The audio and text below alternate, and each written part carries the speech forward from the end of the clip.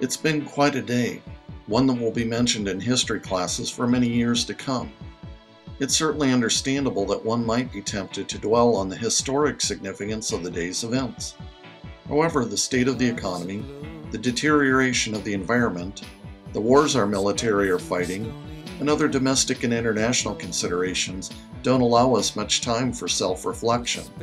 Now's not the time to get lost staring at the lint in our collective belly buttons.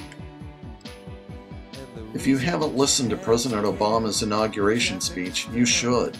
I don't care if you're Republican, Democrat, some other party, or not politically interested. It doesn't matter if you're from this country at all. There were some incredibly important points in his speech.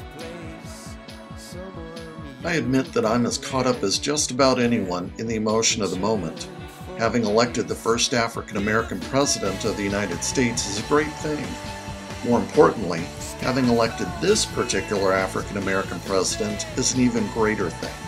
He's clearly intelligent, focused on what matters, willing and even wanting to listen to dissent. However, he's not Superman. He's not going to fix the many problems that exist in our country and in our world by himself.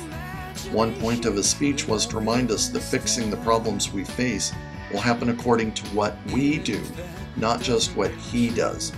Don't fall into the trap of thinking that our problems are solved now that Barack Obama is president.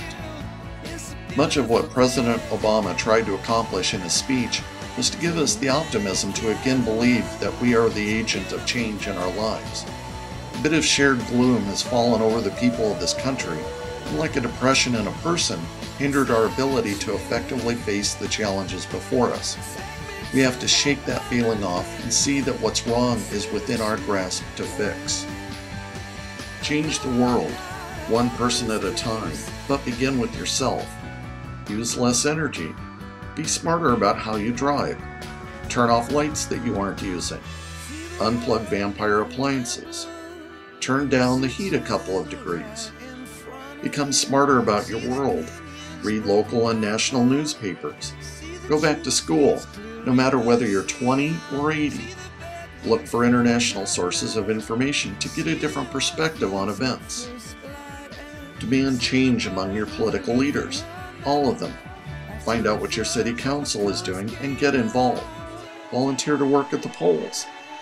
Read what legislation Congress is considering and write or call your representative and let them know what you think.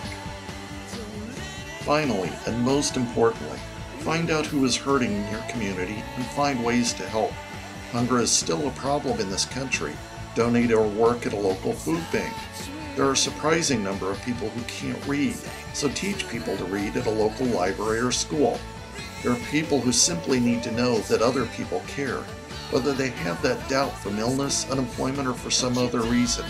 Meet your neighbors and become a community again, instead of just a city of strangers.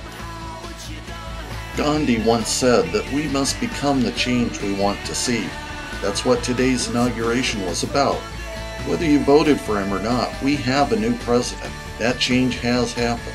However, in order for this country to succeed, the change we need must begin with you.